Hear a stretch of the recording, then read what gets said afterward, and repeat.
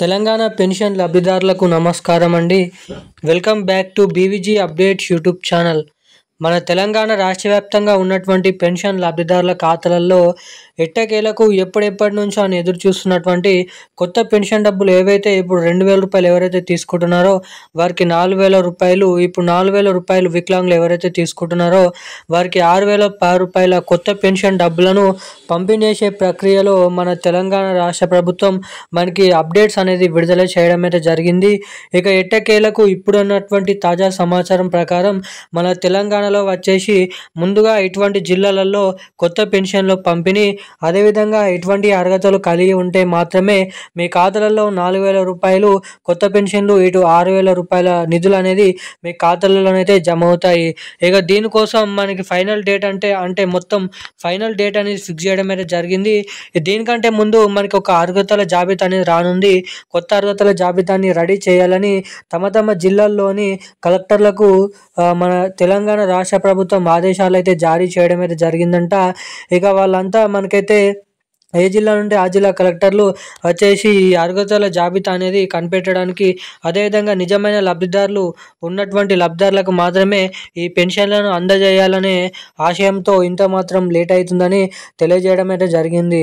ఇక ఇప్పుడున్నటువంటి తాజా సమాచారం ప్రకారం మన తెలంగాణ రాష్ట్ర వ్యాప్తంగా ఈ కొత్త పెన్షన్లు వచ్చేసి ఎవరెవరికి ముందుగా జమ చేయనున్నారు, అంతేకాకుండా ఈ ఆగస్టు నెల పెన్షన్ డబ్బులు వచ్చేసి మనకి సెప్టెంబర్ నెల చివరి వారం నుంచి అయితే పంపిణీ చేయడం అయితే జరుగుతుంది ఈ పెన్షన్లు.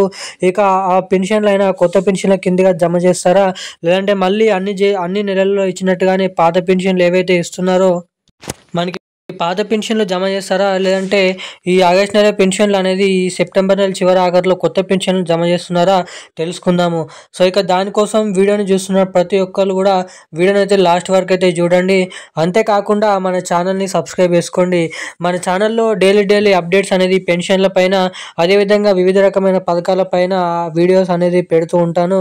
సో అప్డేట్స్ తెలుసుకోవాలనుకునేవారు వెంటనే కిందనే ఉన్నటువంటి సబ్స్క్రైబ్ అనే బటన్ ఉంటుంది, మన ఛానల్ని సబ్స్క్రైబ్ చేసుకోండి. అదేవిధంగా వీడియో కింద లైక్ అనే బటన్ ఉంటుంది, లైక్ చేయండి. అదేవిధంగా వీడియోని వీలైనంత మందికి షేర్ చేయండి.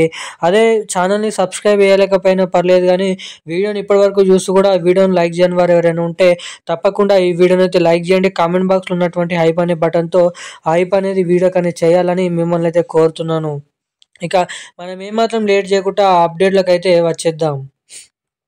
మన తెలంగాణ రాష్ట్ర వ్యాప్తంగా ఉన్నటువంటి పెన్షన్ లబ్ధిదారుల ఖాతాలలో ఎట్టకేలకు మన రాష్ట్ర ప్రభుత్వం ఇప్పటికీ పాత పెన్షన్లు అనేది మన తెలంగాణలో వచ్చేసి 42.7 లక్షల మంది పెన్షన్ లబ్ధిదారులు మనకైతే ప్రస్తుతం మన రాష్ట్రంలో ఉండడం అయితే జరిగింది.